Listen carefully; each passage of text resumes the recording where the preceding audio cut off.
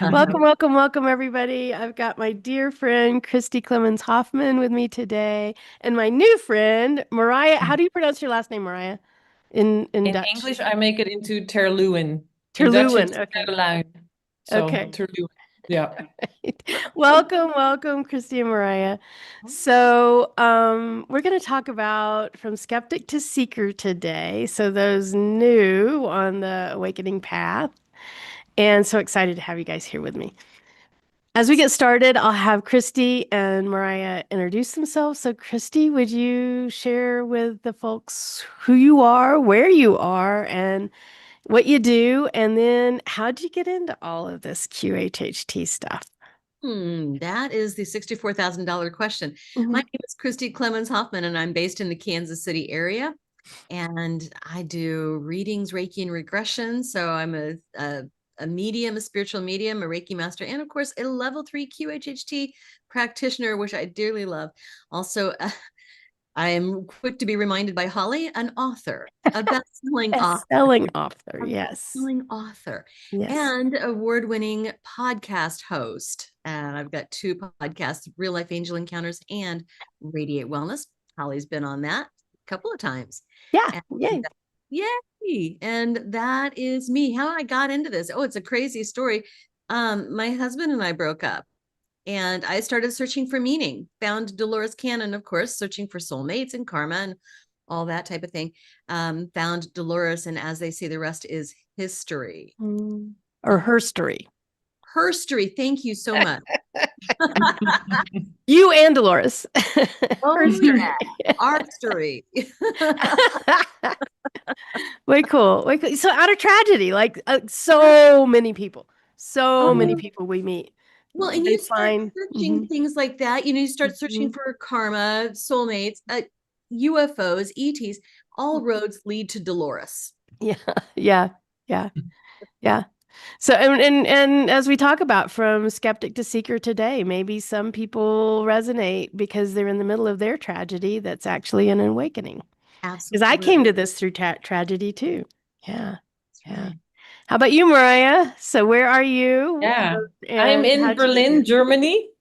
And for me, it wasn't tragedy, but I have to say it was the life before QHHT was completely different. Like there was no spiritual life for me at all. And then when all the special things started to happen, yeah, my life just turned 180. Mhm. And that happened when actually a friend of mine gifted me the book Many Lives, Many Masters from Brian Oh, Weiss. yeah.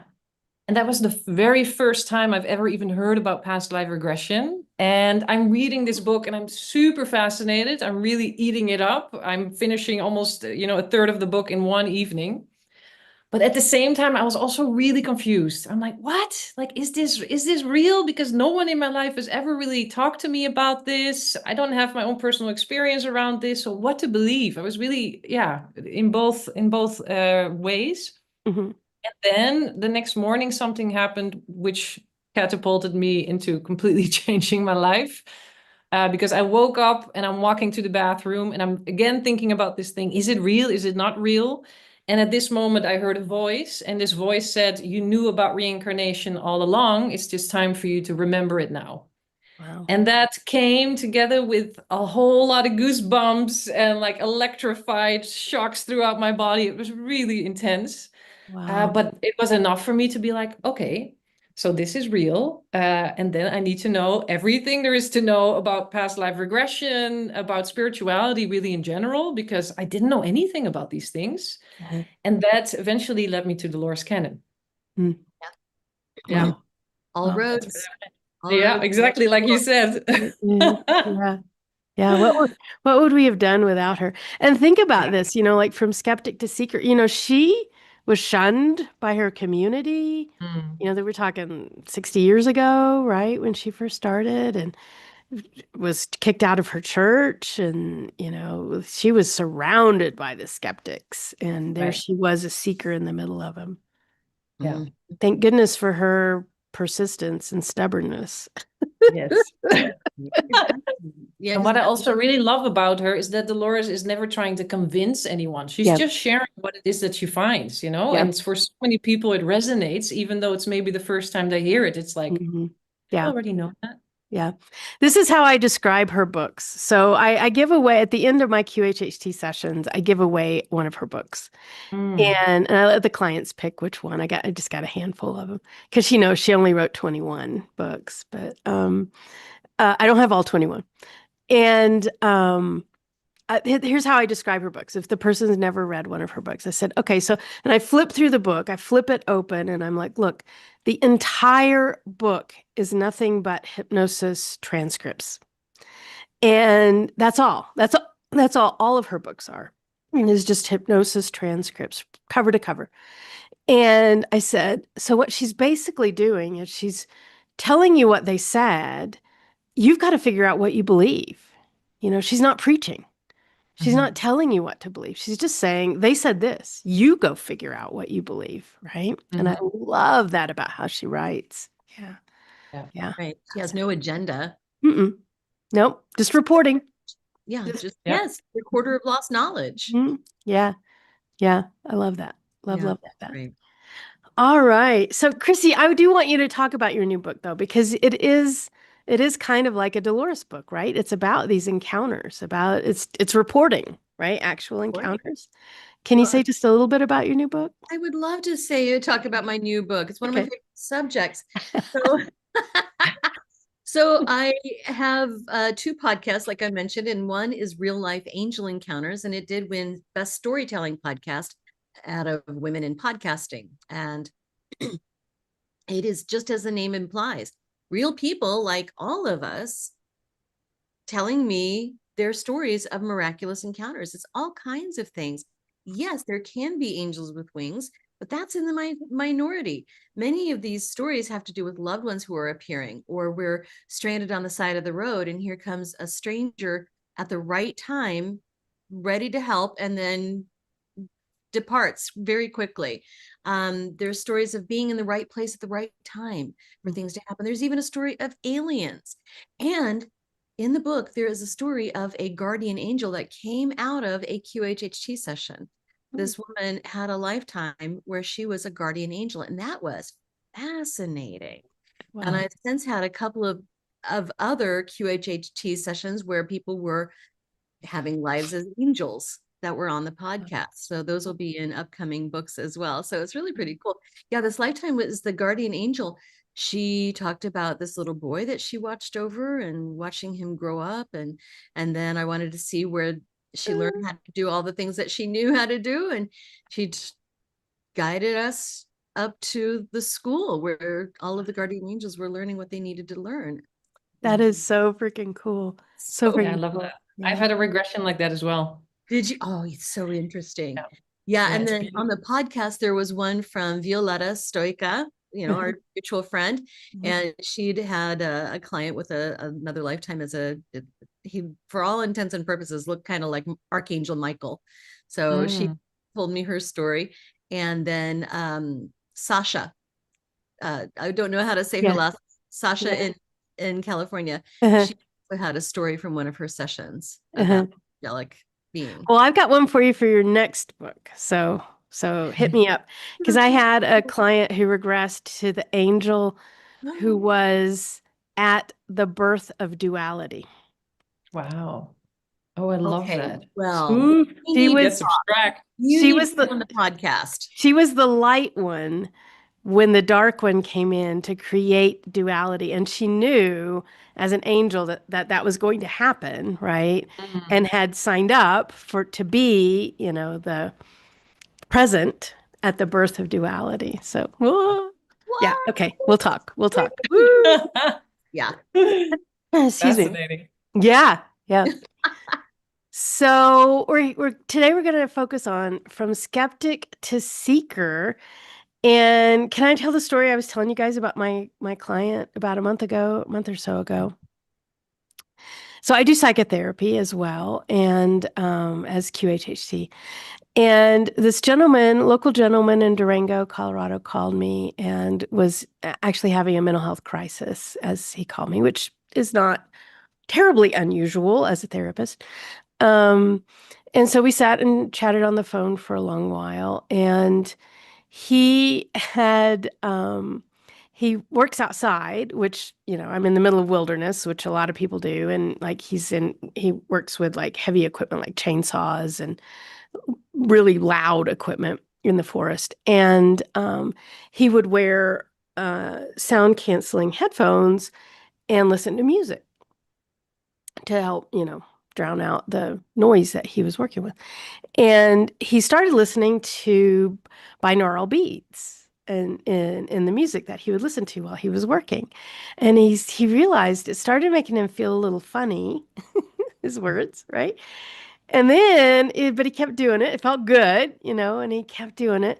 And then one day he's at work and he had this like his body stopped moving and he said he could see his entire life before his eyes, like he said he couldn't really describe it because every conversation, every moment, every emotion, every experience, he was reliving all at once.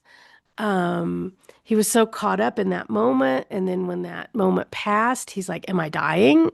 He's thinking he's getting ready to die. And then he's like, all of this like light, like streams of light started coming into his head, and then he knew things. And so needless to say, he quit work that day after all of this lasted, he said, less than 20 minutes, this epiphany moment. And excuse me, he quits work for that day, and goes home and he's like, just kind of like dumbfounded, like what just happened? Completely not religious, completely not spiritual, just an ordinary, hardworking guy, out in the forest. And he's telling his wife, and then she's all worried. And then he's like telling all of his friends and his family, did you know this? And did you know that? Did you know there's reincarnation? Do you know we don't die? Did you know that you can talk to anybody you want to talk to at any moment? And he's just like overwhelmed with how wonderful, all this information is that he now has, this spiritual information. And his family, they're not on board. And so a couple days later, they all round him up in the dining room and they're like, you need to get some help because we're really, really worried about you. We need, do you need to go to the hospital even? Like we're really worried about what you're talking about now. And so that's when he started reaching out for therapists. And then, of course, he found me. And I'm like, oh, you're not crazy at all. You're like, you're you're the healthiest one of everybody that's trying to get you fixed, right? You're the one that is fixed. And and so anyway, we've been working together now for a few weeks, and and just how overwhelming how his life has changed in that single moment, and just amazing, but how everybody around him genuinely thought he was going crazy and needed to be hospitalized and medicated because of what he was saying, when what he was saying was the truth. But they didn't know it. Yeah.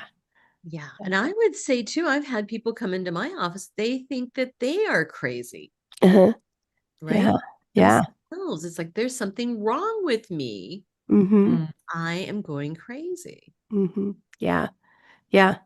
And because, I mean, I don't know, maybe it's conspiracy, maybe it's accident, but the truth has been covered up, right? The truth has been twisted, The right? truth can be inconvenient too. I mean, of course, because religion being the opiate of the masses keeps us under control and funnels us into a certain direction. So Yeah. but Yeah. system are going off into something that is not aligned with the spirituality of the location where we are, the family that we're born into, that can be really inconvenient because Mm-hmm.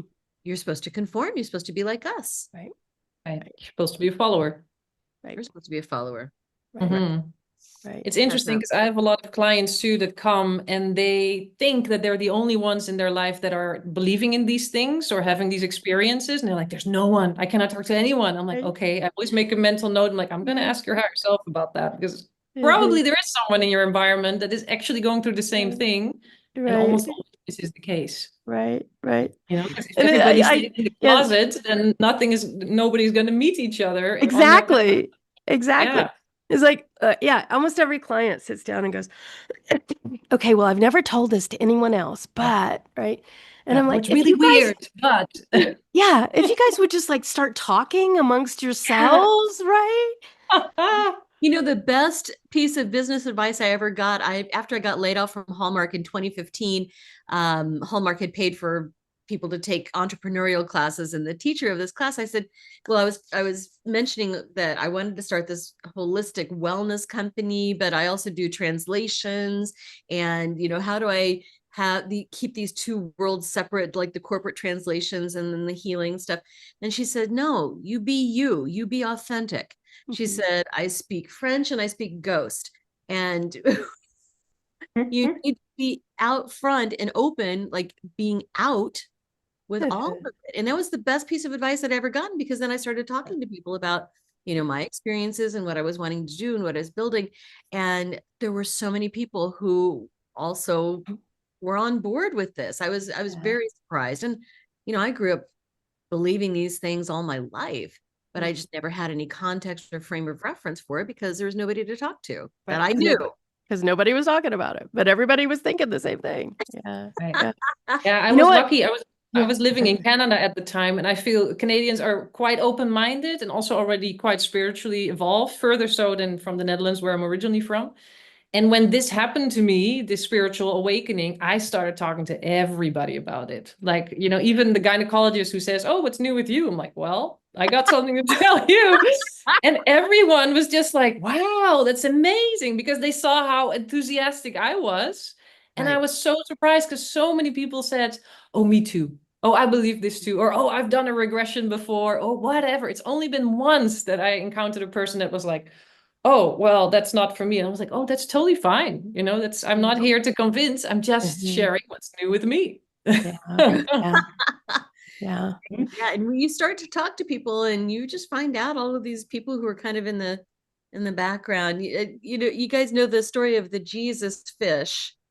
Do you know the story, the Not sure. simple line drawing the fish? Right. So Right. in the early days of the church, being a follower of Jesus was like, that was on the down low. That was dangerous. And so if you'd be talking with somebody and you think, well, they seem kind of like they might be cool, you'll draw an arc in the sand with your toe. And if the other person recognizes that and also is on the down low believer, they will close that arc and make the Oh, fish. I never heard Wow, that. that's That's It's a secret beautiful. cool. symbol. That's Yeah, way yeah. cool. Wow. Way cool. Amazing. Way Yeah. cool. Yeah. Chrissy, your business mentor and their advice reminds me though, you and I were just talking about my favorite channeler right now is Ann Tucker.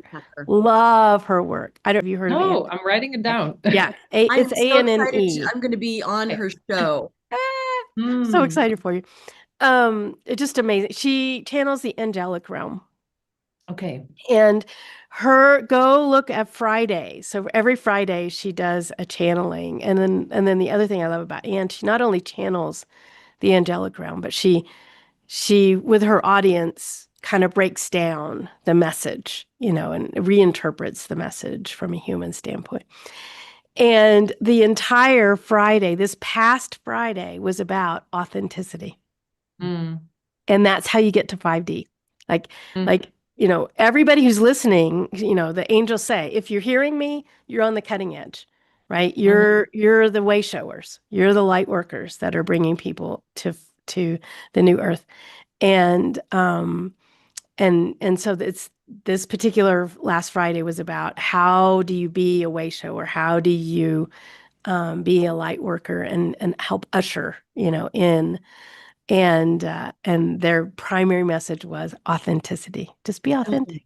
Yeah. This actually, I had a session last week, and out of that session came that love isn't the highest frequency. Being yourself is the highest frequency. Wow. Ooh, That I a good like one? that. Yeah. That one gave me goosebumps. I'm like, whoa, that's Yeah. totally it. Wow. Well, Live in full integrity with yourself means being in integrity with your higher self. yeah. Wow. And think about it. And the angels kind of went here and there before and thought about this before as well. When we think about the new Earth, and we might need to unpack that for folks that are listening, but the evolution of humanity into a higher dimension, okay, as a brief explanation, we're going to be telepathic. Yes. So think about trying to be inauthentic when Mhm. everybody's telepathic. How's that going to work? How's And it that going? doesn't. Yeah, Yeah, you can only, there's only truth when you're telepathic. But I yeah, think that's also the exact reason why we're not telepathic right yeah, now, because there's been all these layers of hiding or masking yeah. that is blocking the telepathic connection. Because I remember a past life that I had, it was one of my first regressions actually.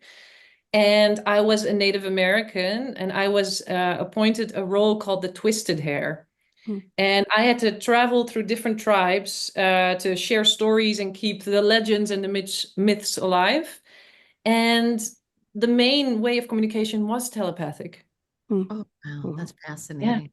hmm, yeah. So it was here, and I think hmm, probably in many cultures, but hmm. somehow we've been through a long ass phase where there's not been too much room for truth, you know? Yeah, Now, yeah. have you guys been listening to the telepathy tapes? Yes. I love it so The much. best. Yes. Yeah. Oh, Oh, good. Yes. so Yes. good. And I And do it's And, think, and also really good for new seekers because I feel it's the same with, right. near death experiences. These are things that they're just there. Everybody mhm, has had these mhm, encounters that are from all mhm, walks of life, not necessarily mhm, spiritual. mhm. And this is one of the other things. Like these people have access to something way beyond ourselves. It's one Yeah. of these other bridges, I feel. I think this is our human evolution Yeah. Mhm. is to move toward this telepathy and Yeah. that everybody's going to have this. Yeah.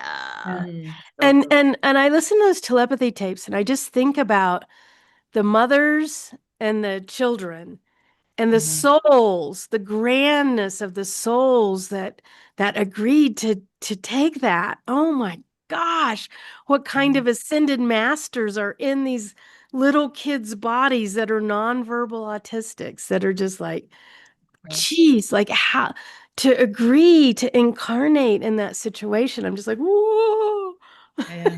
not So worthy. yesterday I went to a graduation party for one of the kids at my church. You know, I was a Sunday school teacher for decades, and one of these girls just graduated high school. She's 17 and she's got Down syndrome. Uh-huh, And then her other friends were there. They all these kids with Down syndrome. My goodness, uh-huh, the love from these kids, the uh-huh. openness. They do not know a stranger. Everybody is loved. Everybody is cherished. It is beautiful to Yeah, see. yeah, Mhm. yeah, yeah. So if somebody watching is thinks they might be going through a spiritual awakening, like how would you know? What are you looking for to know that this is really a spiritual awakening and not a mental health crisis? Right. Hmm. Well, yeah, that's a good question. And I know a couple of people who are really struggling with this right now. And I think one of the things that we need to understand is that so one of the things we might experience is that just nothing makes sense the way it did before, Mhm, right? The Yeah. way you look at everything is shifting and changing. mhm, That the things that you once believed and held dear just all of a sudden, without much explanation, just don't make sense anymore. And the mhm, people around you um, don't understand what's changed within you. And you mhm. might not even understand Yeah, why. It just doesn't make sense. Mhm. yeah. And that also accompanied with this heightened sensitivity that all Mhm, of a sudden you're feeling much more, you're receiving much more information, much more understanding about things mhm. that just shifts the foundation that you're standing on. And I Right. feel that period where it's moving can be quite intimidating. I remember when I went through that, it was also exhilarating because it does also feel very good. But it's also intimidating because it's like, when is that shifting going to stop and be a little bit more solid again? You know, there's a time where you kind of have to just surrender to it because there's not much you can do against it, I feel. Mhm, Right. It's like Yeah. the rug's being pulled out from under you Yeah. in a mhm. way. Yeah. Mhm. Especially if you've grown up and been indoctrinated in very rigid belief systems as a child or within your family. Yeah. Mhm. It's I so think good. another important mark, because I do in my psychotherapy work, I do generally work with people recovering from trauma which means usually some form of abuse, and whether it's self-abuse through addiction or self-harm or being abused from partners and whatnot. The big difference, I think, between a mental health crisis and a spiritual awakening is there's only this exhilaration, as you said, Mariah, or love in the spiritual awakening. It feels good. There's zero fear. There's no fear. So if you're feeling fear, if you're feeling scared, if you're feeling like hurting yourself or hurting someone else, that is not a spiritual awakening. That is a mental health crisis. But not to say that a spiritual awakening feels comfortable, but it isn't hateful. Right. Mhm. Well, and Yeah. also be prepared to lose contact with people around you because they just don't, you're not operating by the same rules anymore. Mhm. Mhm. Yeah. Yeah. Yeah. Yeah. And they might find your new, like my client, they might find your newfound awareness very uncomfortable to their belief systems, and they're not ready to change their belief systems. Right. Yeah. Yeah. Also, with my husband, it took a while for him to grow into it. And I always just kept being very transparent with him. Whatever I was experiencing, whatever I was reading, I was always including him in it. And after a while, he really saw this massive change in me. And that's when he started asking questions. He's Mm. like, but what about this? How does this work? Uh, Oh, you tried that. Should I try that too? And all of a sudden, very slowly but surely, he completely also turned into that direction. uh-huh. I love Yeah. that. That is Yeah. awesome. Right. Yeah, Yeah. but I think the opposite of that. I love the way you did that, Mariah, because what you weren't doing is saying you have to believe this, No, You're no. wrong, right? No, I And learned that when I became vegan. I'm like, oh, I did that for a while and it did not work. And it didn't feel good either. And then when spirituality happened, it's like, okay, I'm not going to convince anyone. It's just, I'm just speaking from my own experience and that's all I can do. yeah, Their yeah, choice yeah. to, Yeah. right? It's their choice. Right. Yeah. And they have their own higher self. That's another part that I also really considered. It's like, whatever is right for them is what they are dealing with right now. I have no idea. How can I know what's good for them? Well, and Right. I keep having to remind myself that someone who's going through life where they're not having a spiritual awakening, that is just as valid of a journey as anything else. Yeah, They yeah. come here to experience that contrast and to be the foil to someone who is going through a spiritual awakening, Mhm. so that it heightens their experience. Right. Yeah, we Yeah. can't really discount anybody else's experience at all. Right. Exactly. Mm. Maybe they had another life as a Tibetan monk, and their entire life was Right. spiritually They oriented. But already this, tackled that. right. But this one, they're a car mechanic, and Right. yeah, they're not going to do that. And yeah, Yeah. yeah. Yeah. New experience. Hmm. Exactly. Doing Yeah. something different. Yeah. Yeah. But that is one of the hardest, I think one of the hardest things when you get a little way, not right at the moment of awakening, because it's usually just like, what? But, maybe months or a year or so into it, depends on the person. When you do have to look around and go, oh, I don't resonate with these people anymore, Mhm. like Yeah. at all.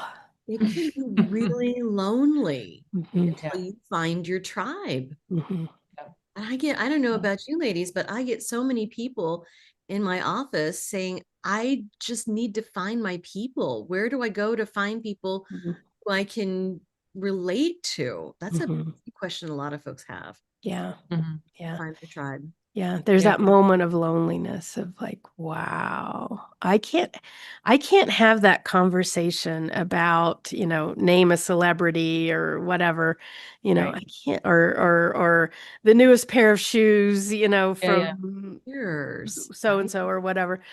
Um, Or whatever. even watch the regular movies. I Yeah, remember at the time when my husband loved watching movies, I would literally just look around in the living room because I couldn't be bothered looking at this screen. I was just kind of meditating next to it, right. Or the sitting in news, present, the news, Years, and yeah. it's like, Right. does nobody else see how scripted this is? This is, Yeah. you do realize this is entertainment and not information, right? Right. Yeah, yeah. Yeah. Yeah. Yeah. News should be new entertainment we share. Hmm. Yeah. Mm, good one. So some of the things that come through, like my client, like, did you know? Did you know we don't die? Did you know you can talk to anybody? Did you know there's no time? Um, so one of the things that you begin to realize is that you manifest everything, right? Mm, Everything, right? mhm, So one of the big shockers that a lot of people have expressed to me is, well, yeah, but I didn't manifest my cancer. Well, mhm, yeah, but I didn't manifest losing my job. Are you telling me I manifested, I didn't manifest my kids', disability. Um, and so there's some really serious stuff out there, right? Really hard parts of life, pain and suffering. mhm. And then when you realize, oh, yeah, I even manifested that. I Yeah. don't know. May that might be worse than the loneliness. I don't know. I Mhm. get in But trouble all the time by suggesting that somebody manifested a disruption in the family or an illness, or I've just stopped. Yeah. mm. Yeah. But That's to be hard. honest, this is why I find our work so fascinating because people are getting the answers why they manifested that or what it Mhm. is that they wanted to learn from such an experience without us having to tell them anything. Mhm. Yeah. In every session, this basically comes full circle. Yep. Yep. Yeah, I love that. Yep. Absolutely. Yeah. And that's really hard. To me, the hardest time to see that is, well, but actually both of my clients at the end of last week, Thursday and Friday, they both came from very abusive households, physical abuse Mm, and beatings at the hands of their parents. And so here's a little kid being beaten, and you really believe that little kid manifested that? It's like, mm, I'm sorry. And over again, yeah, in QHHT sessions, yeah, she chose that father. mhm, That father's a part of her soul family. That father agreed to be the villain because she wanted to learn compassion. And, she's an old soul. She's learned compassion 755 other ways, and she wanted to learn it this way. And it's like, ugh, that's really, really hard. mhm. Right. Yeah. Yeah.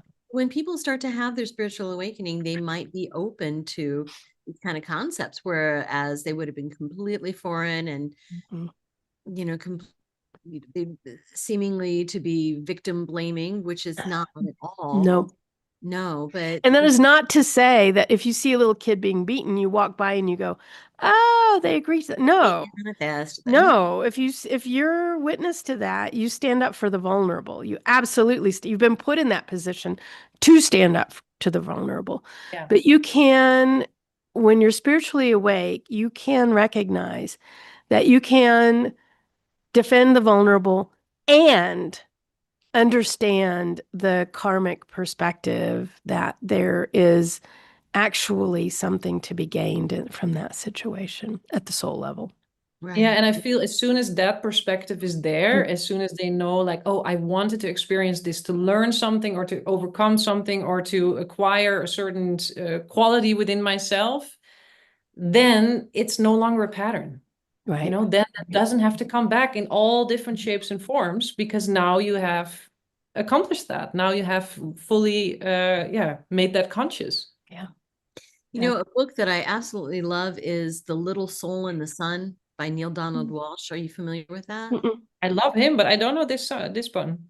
Well, it comes from conversations with God, and Yeah. some pulled it out of that and turned it into a beautifully illustrated children's book. And Ah, this nice. story just perfectly explains how one little soul makes an agreement with another little soul to Mm, learn forgiveness, to learn compassion. And Mm.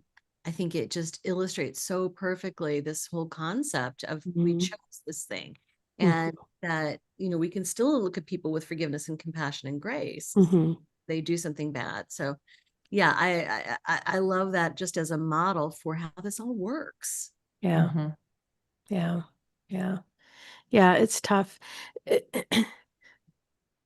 You'll also have clients that, and not to be ageist here, but they tend to be my older clients, and I have so much gratitude for the generation of my mother's generation, so the people that are in their 80s now, 80s and older now, Mhm. and you can kind of see the birthing of the new earth because when you have clients of that generation, 75 plus, let's say right now, the traumas that they experienced, just the density of the world in their youth and what was going on, in the middle of World War II and all of that. Yeah. And it was really, really challenging. And I find that if I have clients of that generation, and of course I'm stereotyping, generalizing here, so it's not everyone, but in general, they'll want they'll come to their QHHT session having yearned for that spiritual epiphany their whole life and never having received it. Mm. They will have heard about it, and there's this huge desire, and they think, it's kind of like this this QHHT session is their last ditch effort, to have this epiphany or whatever. And it's generally not. It's generally just like routine, higher self given answers kind of thing. But it's like, and then they'll wake up and they'll go, yeah, but I already knew that. And you're like, yeah, you already knew that. Right. But just this, like, just this can never actually reach it. Right. And I think that was the purpose of people that chose to incarnate in that density. Like sometimes there has to be the experience of the not spiritual awakening in an incarnation. Does that make sense? Does that, yeah. Uh, Do you it guys does. see that? Yeah, Mm. and well, and we can't force it. We Yeah. can desire it and think that there's something else out there, but we cannot force it. It happens when it needs to happen.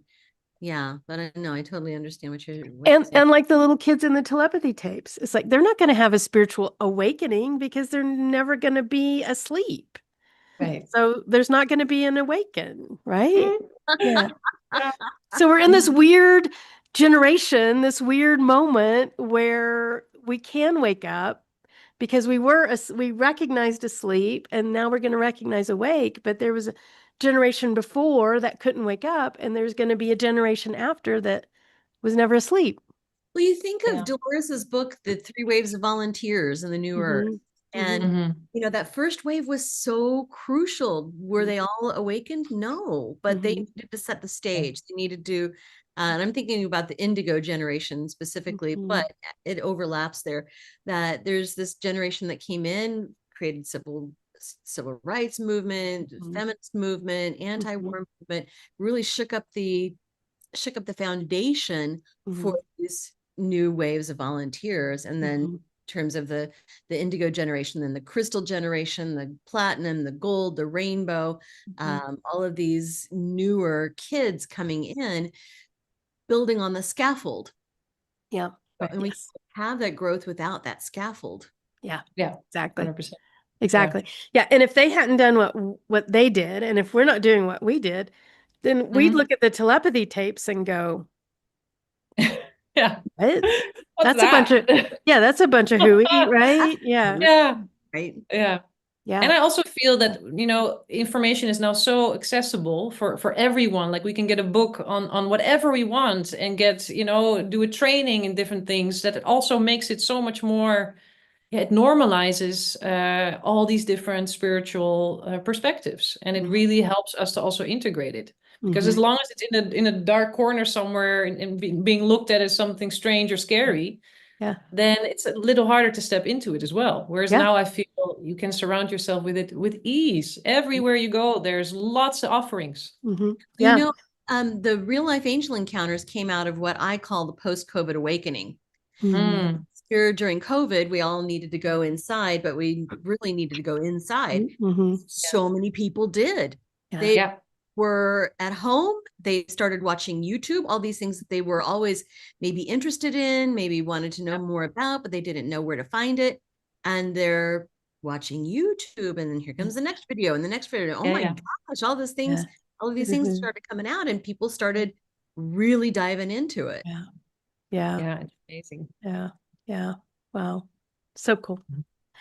All right. So once you realize that you create everything, that everything outside of you is a reflection of you back to you, that you aren't a human having a spiritual experience, but your spirit having a human experience, right? Then what? What's the next step? Then what do you do? Once you're awake, now what? You live with that knowledge and you incorporate the knowledge. You know, I teach a class called Spirit Circle. We've been meeting every Monday or every week since October. And we work on developing our gifts to bring spirit in so that we can work and live and operate in tandem with our spiritual side. It's so important. And it's not like you're going to go out and everybody's going to be a guru or anything like that. Exactly. We're going to go out and we're going to have an awesome day working with spirit. We're going to manifest things much more quickly because we're working in tandem with spirit. We're going to hear from our higher self because we're opening ourselves up.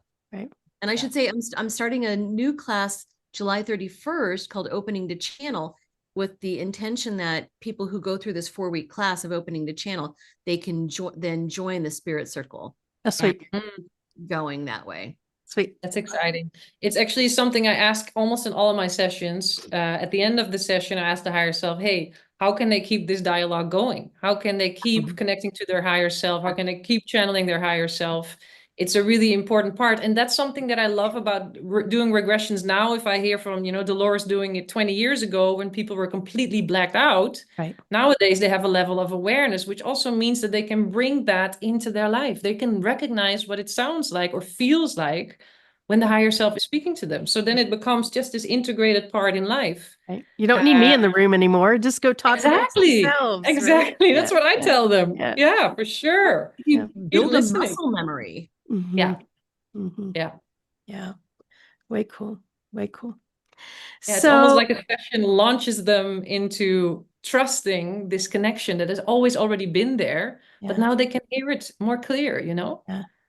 And I think too, I think that's the meaning of spreading your light, that once you've had your spiritual awakening, it's the old Zen saying, right? Before enlightenment, chop wood, carry water, after enlightenment, chop wood, carry water, right? You go on about your life. You still, you do your 9 to 5, you do your commute, you do your whatever, but the aura has changed, your state of being has changed, and the doing all of that. There's still the doing, but your being is completely different.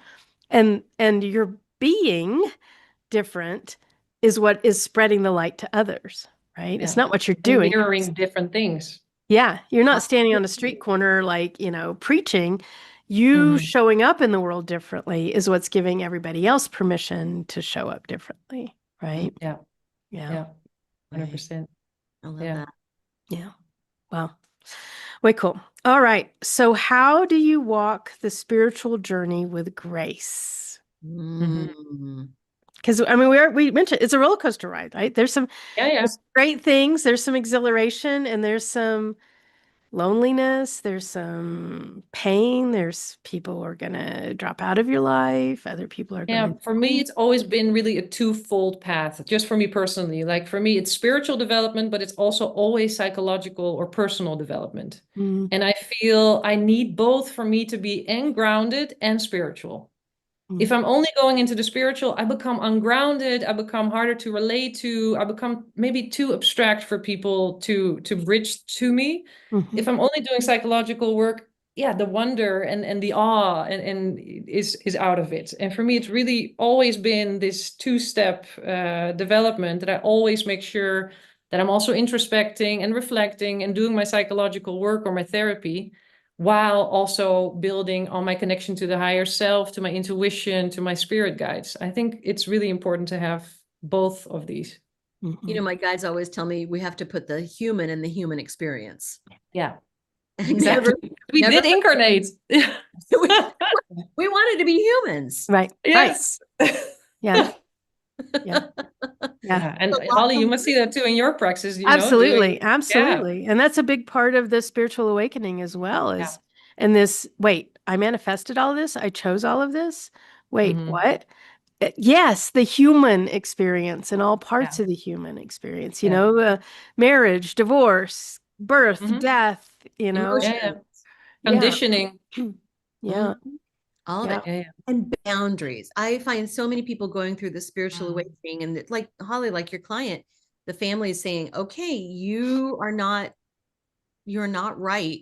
We're going to make Mhm. sure that you get fixed. But setting boundaries with Mhm. people in Mhm. life, Yeah, that is one of the healthiest things we can do, I think. yeah, Yeah. yeah, yeah. Yeah. There are, I mean, there are times when you really have to make decisions about for your own sake, again, that marriage between psychology and spirituality and the boundaries, who are you going to allow in your life? And so then there's some tough decisions. Yeah. For sure. Yeah. And I hear this also all the time with my clients. Yeah. Yeah. Yeah. But that's the beauty. I just ask, okay, who are the people in their life that they should be closer with or can open up more to?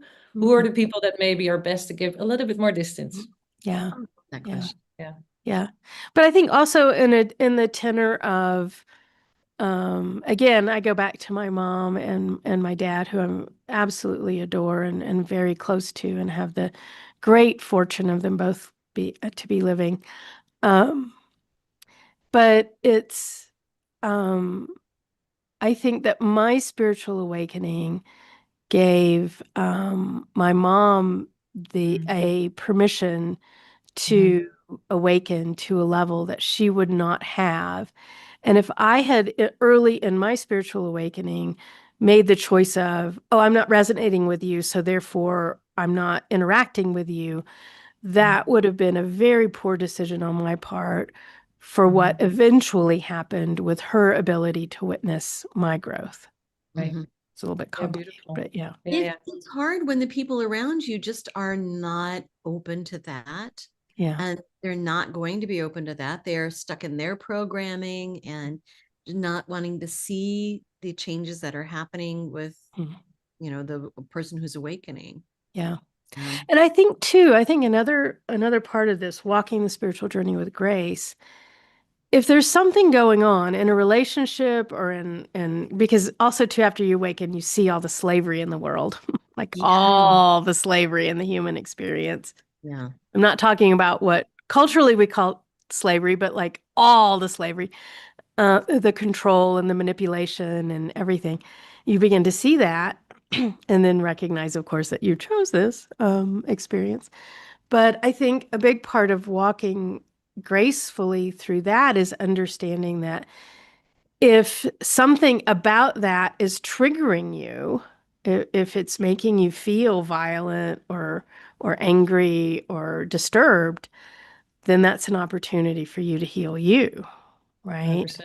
And Yeah. so that's a part of the grace of going, oh, that thing made me mad. Oh, I need to go inside and figure out where that trigger is in me, right? Mhm. I don't know if y'all listen to Matt Kahn, but he's a Mm. wonderful teacher. Yeah, he channels these amazing downloads, and he says whatever arises, love that. In fact, that's the Mhm. title Right. of his books. Mm. So anger comes up. Thank you, anger. Thank you for showing Mhm. me I'm needing to adjust my thinking or look at something Mhm. differently. Here's grief. Thank you, grief. Thank you for showing Mm. up. I love you. Yeah. What can I learn from you? Yeah. Yeah. I've had a client go, well, we live on a prison planet. Exactly. And you chose this prison planet experience. What are you getting from that? It's like, Right. yeah. Mhm. Yeah. Wow. All right. So we are almost out of time. Let's see. We have online, we have Thoth, we have Nice. Miss Vicky, and we have Donna.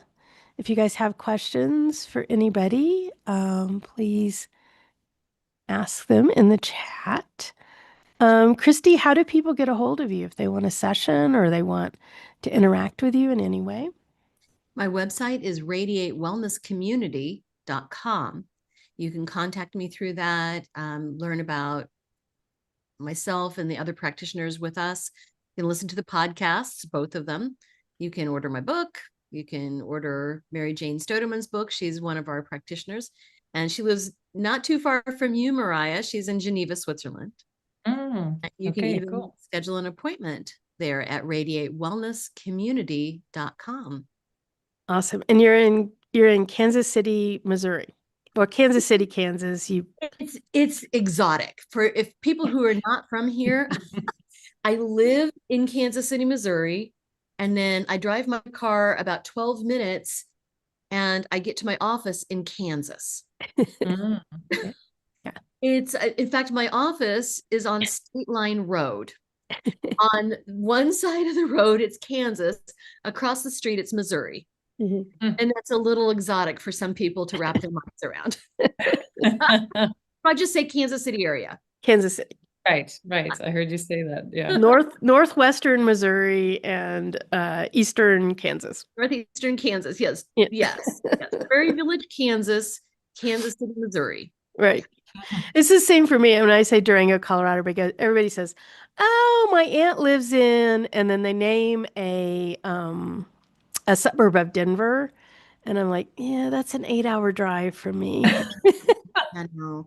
It's funny when some of the major acts well, Katy Perry actually did this right, but like Tom Petty or Cyndi Lauper, some of these big acts, they come and they perform at we call it the Sprint Center, even though it's called T-Mobile Center now. It's a whole thing. Uh-huh. But they'll perform, and that's in Kansas City, Missouri, and they'll say, "Hello, Kansas," and we all say,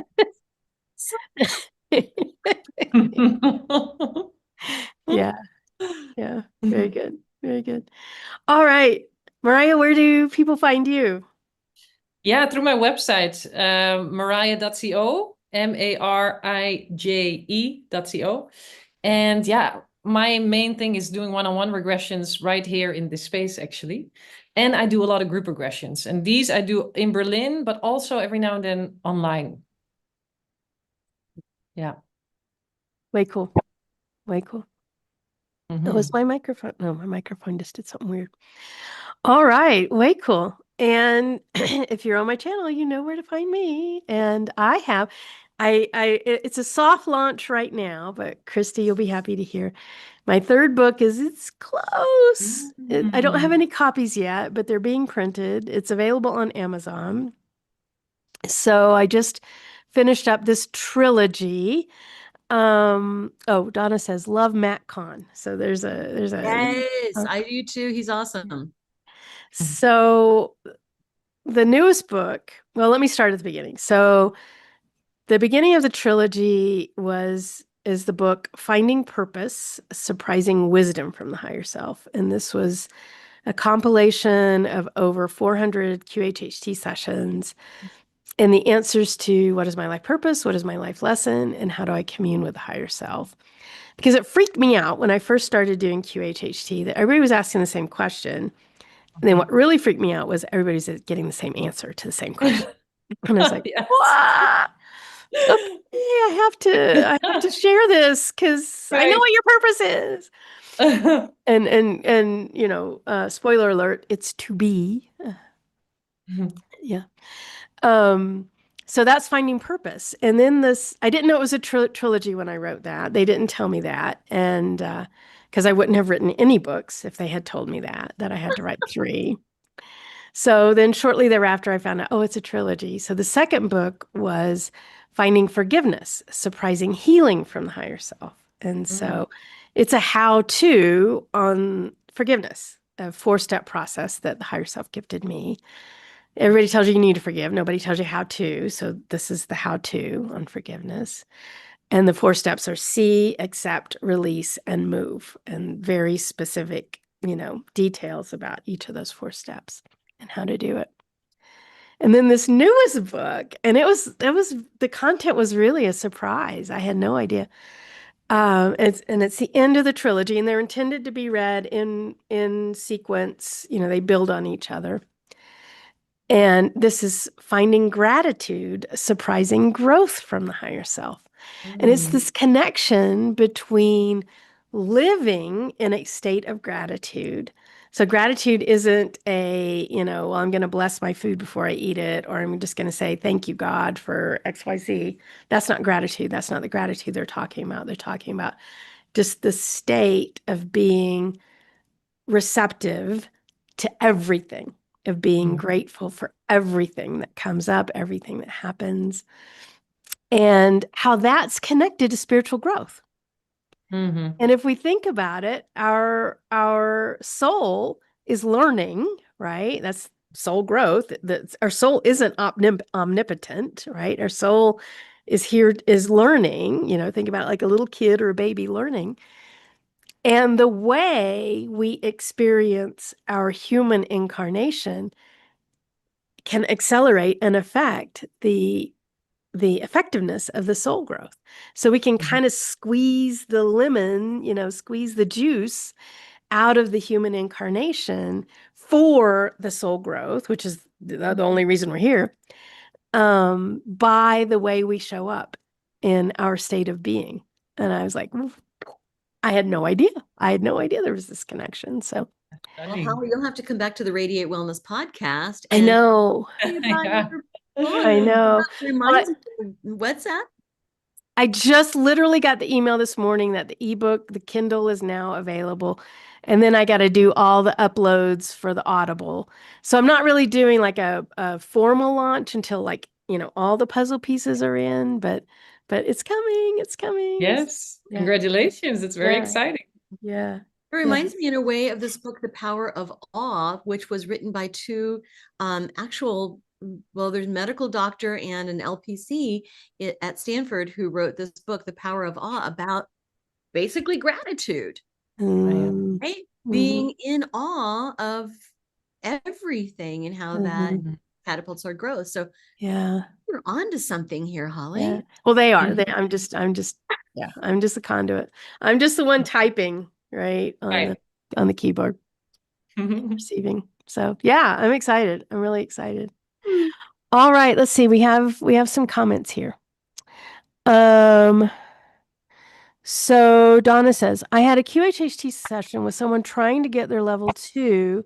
Would it be helpful to have another session? I know it typically only takes one, but I'm feeling a need for another one. And should I go with the same QHHT practitioner? Um, oof. That's a good one. There's great level 1 and level 2 practitioners out there. I mean, we were level 1 and level 2 practitioners at one point, right? Mhm. Um, and we do generally say you only ever need one session. I don't know. You guys have advice for Donna? I feel like if you feel the pull, do it. Yeah. Right there, I see so many people that most people it's just one and done, but there's quite a few who say, well, now that I know what I'm doing, Mhm. I want to see what else is there, or I've got more questions. Mhm. Yeah. Yep. Or they get to that next stage of growth and they want to up level again. Yeah. And Yeah. it's quite beautiful. I've had a lot of repeat clients in the last year, like people that came back after years of doing the first session. Mhm. And it's amazing to see how the second session is, because often it's really a big difference because Uh-huh. now their hearts are fully open, they're fully trusting, there's no longer that like, oh, can I do it or not? Like they just dive in there Yeah. and really get a whole different level of information. Yeah. Yeah. Yeah. If you had a great relationship with this level 2, yeah, go back Yeah. to him or her. Build that relationship. Continue to build that relationship. Yeah. They'll know from a technique standpoint what worked well for you and be able to kind of accelerate that. Yeah, Mhm. absolutely. Go for it, Donna. Go for it. Go play. We're back. All right. Miss Vicky says, I will have to watch this later. Oh, I'm working now. I know. It's it's yeah. Mariah's finishing her workday. Everybody in the West is starting their workday. Miss Vicky says, I'll have to watch this later. I'm working now, but hello, beautiful ladies, and thank you for the information in advance. Very good. Donna says, can we pre-order? You can't pre-order, but you can actually go order the paperback for Finding Gratitude on Amazon right now. So that's available. And then your book's fully available, right, Christy? And my book Yeah, is fully yeah. available. Amazon, Goodreads, barnesandnoble.com. My favorite is bookshop.org. Bookshop.org. Okay. I love bookshop.org because you can specify an independent bookstore near you to receive the profits. Mm, Wow. nice. Cool. Nice. And did you do an audiobook? Are you going to do an audiobook? No, Your voice is so gorgeous. You got to do an I audiobook. want to do an audiobook, but I'm going through a publisher. I know you Okay. publishing. I'm going through a publisher, and there's some hoops to jump through for that. Yeah. I want to. Yeah. Yeah.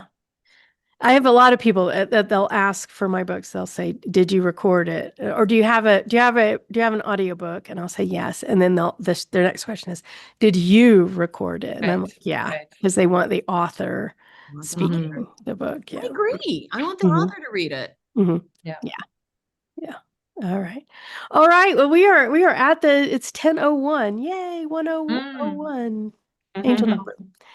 All right, guys. Thank you. Thank you so much for your participation today. Woohoo. For doing this, Holly. Yeah, thank you.